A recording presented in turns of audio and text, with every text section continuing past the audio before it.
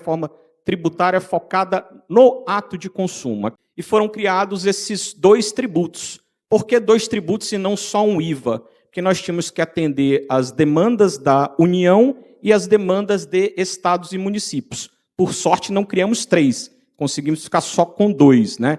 IBS e CBS. CBS é o tributo que vai ser recolhido em favor da União, substituindo o PIS e a COFINS, e IBS é o tributo que vem para substituir ISS e ICMS.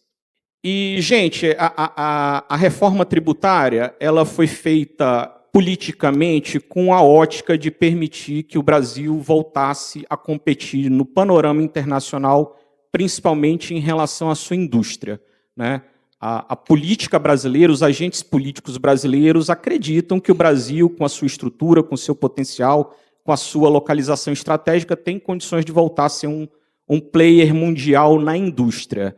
Então, ela foi muito focada em liberar peso da indústria, liberar dificuldades da indústria.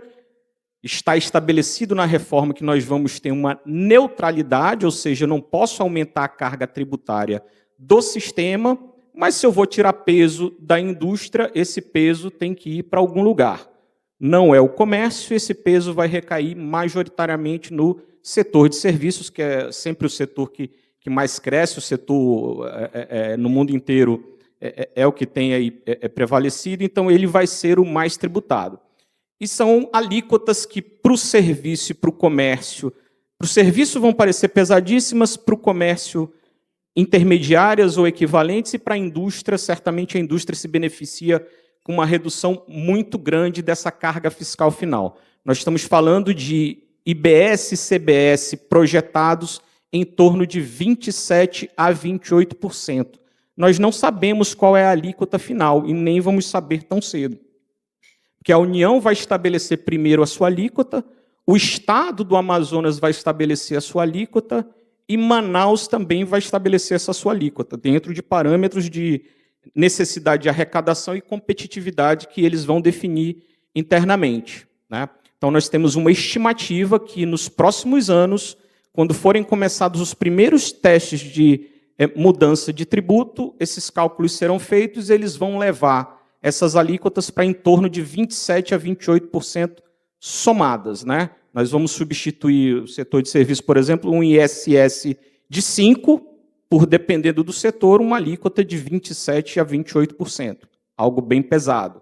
Comércio substitui ali alíquotas de 18% a 25% de ICMS por esse 27% e 28%. E a indústria que arcava com IPI, com PIS, com COFINS, com ICMS, com tudo mais, tende a ter uma redução e se tornar efetivamente mais competitiva, né?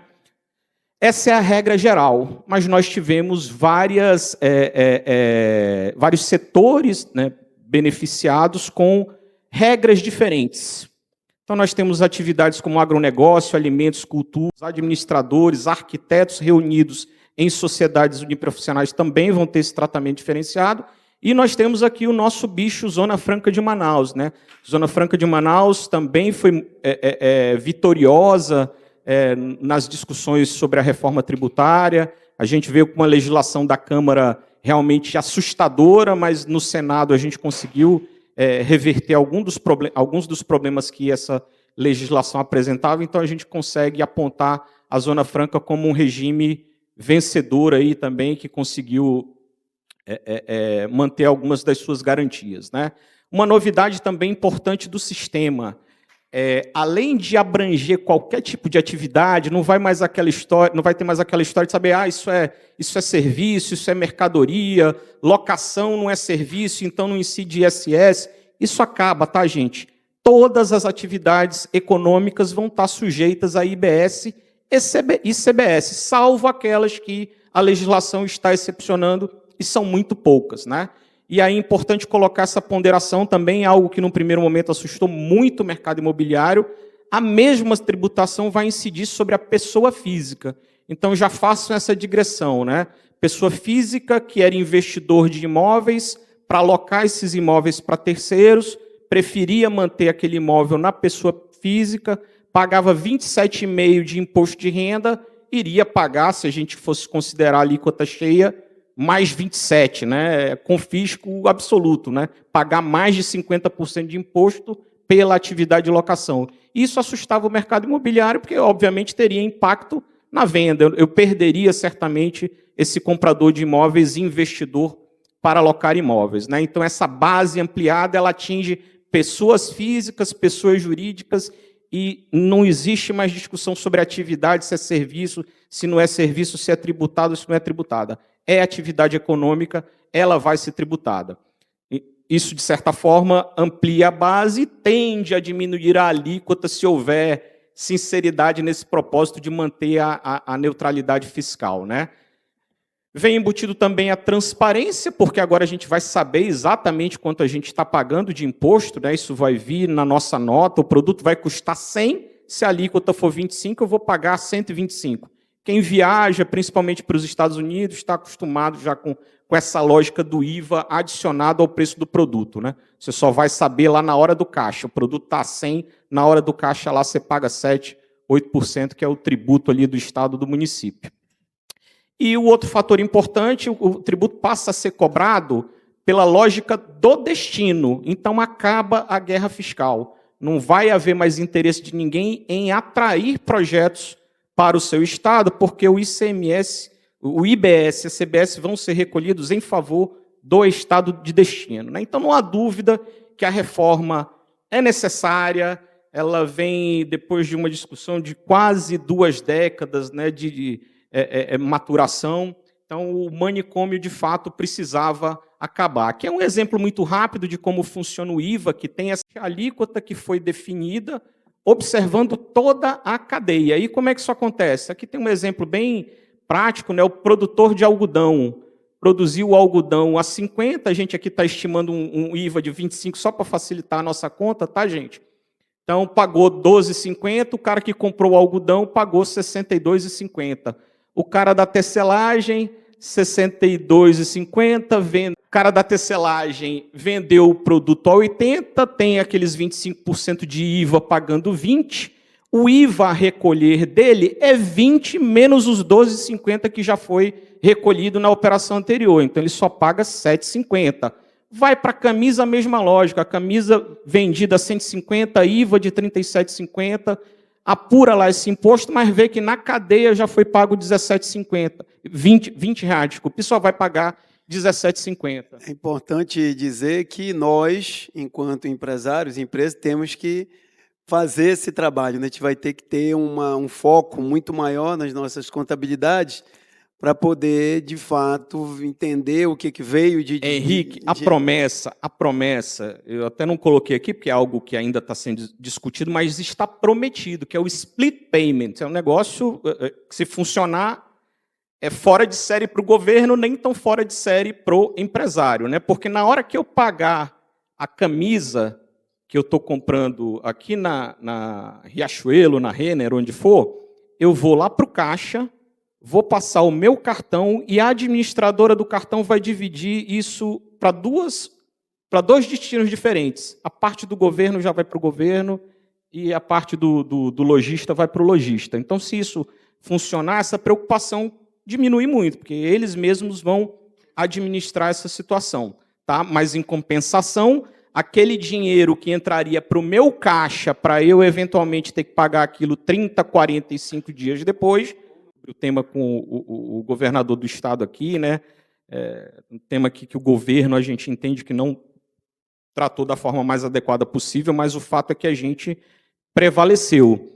Quem comprar produtos nacionais para utilizar aqui na Zona Franca de Manaus, com a sua inscrição na SUFRAMA, vai ter redução de IBS e não vai pagar CBS. Quem comprar daqui de Manaus produto que esteja aqui em Manaus de outra pessoa jurídica, seja eu destinatário pessoa física ou pessoa jurídica, não vai pagar CBS e vai ter redução de IBS. E serviço, tá, Henrique, que era algo que a gente estava debatendo nos tribunais, a desoneração do serviço, da carga do PIS e da COFINS foi incorporada no texto. E cara, ficou muito bacana, né? Porque é o serviço de quem está aqui prestado para quem está aqui também, pessoa física, pessoa jurídica. Quem está lá, exatamente, foi trazido para o texto e vai facilitar, inclusive, a nossa discussão judicial que está em curso, né? A indústria teve uma reclamaçãozinha da reforma, mas no resto ela foi atendida em praticamente tudo, né? Então vocês vão receber, pode passar, Suzy. Aqui tem uma listagem da visão operacional, tá com todas as hipóteses. Se você importar, se você fizer compras nacionais fora, se você fizer compras nacionais dentro e se você for vender com os incentivos. Então tem um panorama de como está e como vai ficar. Vocês vão receber isso. Pode passar, Suzy. E vamos lá o que de fato interessa, né? Setor imobiliário. Completa aí, Suzy, por favor. Tá? Algo também, cara, nós tivemos aqui, eu diria, 3 grandes vencedores na reforma tributária dentro daquilo que era possível fazer, né? Foi Zona Franca de Manaus, foi o mercado imobiliário e foi a refinaria de Manaus também, né? Que no apagar das luzes conseguiu manter a sua sobrevivência, né? Setor imobiliário. Exatamente. Sem a incidência desses tributos. Exatamente. Muito benéfico. Muito benéfico. Vão ficar. O combustível vai baratear. Então, setor imobiliário, primeira coisa, né? Quando a gente vê a emenda que foi aprovada em 2023, estava escrito setor imobiliário. Então, primeira grande vitória do setor. Olha o número de atividades que a gente conseguiu enquadrar em setor imobiliário. Administração e intermediação de imóveis e construção civil, gente. A gente conseguiu colocar construção civil como parte do ecossistema do mercado imobiliário que vai ter direito aos mesmos benefícios que a gente vai falar daqui a pouco, né? Tá ali a atividade de locação que a gente mencionou anteriormente. O fato gerador, aquilo que gera o tributo é a venda, né? E quando a gente fizer uma venda, a gente vai ter o nosso valor de venda, vai ter um redutor de ajuste, que é o preço que a gente pagou pelo produto, corrigido sempre pelo IPCA.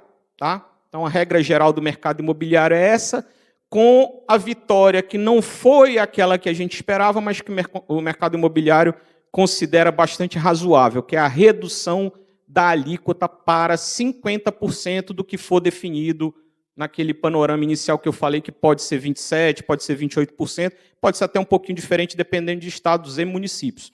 Falei aqui de atividades de arquitetos, advogados e engenheiros, a gente teve 30% de desconto apenas, né? Aí o lobby do Hélio Alexandre aqui conseguiu para ele 50% na intermediação imobiliária, né? Os caras são fortes, cara, né? Então, a notícia é que a gente batalhou por 60%, mas ficamos finalmente com os 50%. Acho que está faltando alguma coisinha ali também. Atividade de locação, que era a atividade que nos preocupava pelo nosso impacto posterior, né? Lembra que eu falei, se fosse somar 27 com 27, estava ferrado. Então, para a locação, a gente conseguiu uma redução de 70%, né? Vai ficar uma alíquota ali de 8,4%. Vai ser recomendável a todo mundo, né, cara? Quando você fizer a conta na ponta do lápis, você vai ter que botar, se você for um locador, como ele vai definir na lei lá, tiver mais de 3 imóveis locados, isso gerar uma receita anual de mais de R$240 mil, você tem que colocar isso na pessoa jurídica para você evitar o incremento demasiado da tributação. E vamos aí finalmente para o setor da incorporação imobiliária, né? Então, mantém-se aquela alíquota de 50%. Aí aqui a gente vai entrar só numa discussão a respeito daquilo que a gente tem hoje e aquilo que a gente vai ter. A gente batalhou para manter o RET, né? Se os senhores lembrarem, antes de 2011, 2010, a gente tinha as formas mais criativas de buscar estruturar a nossa atividade para fugir da tributação. Então, existia consórcio, uma empresa era do lucro real, outra empresa era do lucro presumido. Quando veio o RET, todo mundo foi para o RET. Quer pagar 4% em cima do faturamento sem dificuldade alguma, sem necessidade de um compliance mais rigoroso, não tem conta para fazer, não tem nada para eu apropriar de crédito, não tem fiscal me enchendo o saco, porque a conta é linear. Vendi, paguei 4% e a minha obrigação com o governo federal está resolvida. Nós não conseguimos manter isso, né? Então, o setor perde porque ele vai voltar aí 14, 15 anos atrás, onde vai ter que voltar a se estruturar no seu financeiro e na sua contabilidade para lidar com aquela lógica que eu acabei de falar. Olha, comprei isso aqui por tanto, isso aqui me gerou um crédito de tanto, o meu imóvel custou tanto, e aí, ao final, fazer a conta de por quanto ele precisa vender aquele imóvel para, de fato, ter o resultado e fazer aquela sua viabilidade se confirmar. Então, as nossas viabilidades vão ficar muito mais complexas, tá? Não há a menor dúvida disso. Porque a regra é essa: eu vou pagar, vou entrar no mesmo jogo, mas vou ter direito ao creditamento sobre os custos e despesas incidentes sobre a operação. Tá? Aí vai entrar a discussão sobre se eu terceirizo ou não terceirizo, porque a mão de obra direta não gera nenhuma espécie de crédito, e a mão de obra terceirizada gera. Vai ter discussão sobre se eu contrato uma empresa que está no Simples ou não, porque a empresa que está no Simples vai me gerar um crédito menor, então eu tenho que exigir dela um preço menor para que ela compita em condição de igualdade com quem não está no Simples. Então, uma série de discussões vão ter que ser feitas internamente, né? Então, essa é a regra que vai vigorar quando o sistema estiver completamente implementado para o setor imobiliário. O setor imobiliário foi, mais uma vez, favorecido com uma regra de transição diferente dos demais, né? Então, está aí. Como é que fica o RET e os empreendimentos em curso? Como é que ficam? Né? Como é que é a transição? Tá, a partir de 2029, o RET ele continua, mas ele continua apenas para cobrar da gente o IRPJ e a CSLL. Né? Esses tributos importam em 1,92% daqueles 4% que a gente paga, ou 0,47% se a gente estiver falando do RET de 1%. Então, a partir de 2029, só vou pagar esses tributos dentro daquela guia do RET, e esses outros tributos, IBS e CBS, eu vou entrar para a regra geral de todo mundo. Né? Como é que é a transição? Se eu apresentar um memorial de incorporação afetado e submetê-lo à Receita Federal pedindo o RET até 31 de dezembro de 2028, esse empreendimento vai terminar sujeito ao RET. Tá? Então, vocês têm um certo alívio, vocês têm mais tempo para pensar nas coisas, porque vão continuar lançando pelo RET. Quer dizer, não sei, a gente tem que fazer essa pergunta e eu vou fazer também já. Né? Então, a partir de 1º de janeiro de 2029, empreendimentos cujo memorial de incorporação eu venha a registrar e lançar ao público após essa data, acaba com o RET para CBS e IBS, e eu entro na sistemática normal de pagar 50% da alíquota que for definida, possivelmente 14%, com o direito a me creditar de tudo que gerou créditos das operações anteriores. Né? Então, essa operação, de fato, vai se tornar uma operação muito mais complexa. Por que ficou assim? Eu participei, por força da indicação da ADEME, do grupo, né, de 30 pessoas que buscou acompanhar essa reforma lá, e foi entendido em dado momento que não havia clima com os agentes, Poder Executivo e Poder Legislativo, para ter essa regra em caráter permanente. Então, eles preferiram brigar por essa transição maior com a seguinte perspectiva em vista: poder mostrar para o governo, durante esses anos, que a arrecadação não seria muito diferente se eu mudar para o sistema, para tentar, durante esses anos próximos, manter o RET, ter uma alteração legislativa e conseguir colocar isso para lá com números na mão das duas possibilidades. Né? Então, ficamos com essa brechinha aberta. Eu acho que o setor deve tentar isso. Né? A emenda constitucional determinou que todos os estados passassem a tratar o ITCMD de forma progressiva. ITCMD é o imposto que a gente paga em doações e no inventário, transferências patrimoniais a título gratuito. Tá? O Estado do Amazonas mudou essa lei no final do ano passado, dia 23 de dezembro. O Estado do Amazonas cobrava uma alíquota só de 2% e agora vai ter 3 alíquotas diferentes. 3% para doações na faixa de 2 a 6 milhões e 4% do que for acima de 6 milhões. Traz uma novidade também que foi previsto na emenda e que a lei tratou. Você não tributava pelo ITCMD doação de bens no exterior. Isso está previsto agora na nova lei. E houve um erro nessa redação dessa lei, que está abrindo uma janela de oportunidade que vai durar 90 dias, ou seja, até 23 de março agora de 2025. Então, se alguém tiver bens no exterior, se alguém tiver interesse em doar patrimônio, qualquer tipo de patrimônio, não é imóvel, pode ser ações, pode ser cotas, qualquer tipo de patrimônio nessas faixas, é hora de, tem tempo ainda de pensar nessa possibilidade, está fruto desse erro dessa lei complementar. Algo muito importante também, que é começar a revisar os contratos, né? A gente tem que falar que, na dúvida, se eu tiver uma carga tributária que não foi esperada, eu tenho que poder repassar isso para frente. Tá? Então a gente tem que começar, apesar da gente ter conquistado essas garantias todas, cara, como pode mudar para garantir um RET para sempre, pode de repente mudar alguma regrinha que nos prejudique. Então é importante a gente começar a tratar dos nossos contratos para a gente começar a disciplinar essa regra, que é uma regra bem básica. Olha, mudou a tributação daqui para frente, eu vou ter que repassar esse custo para você. E aí, ao final, riscos e oportunidades, né?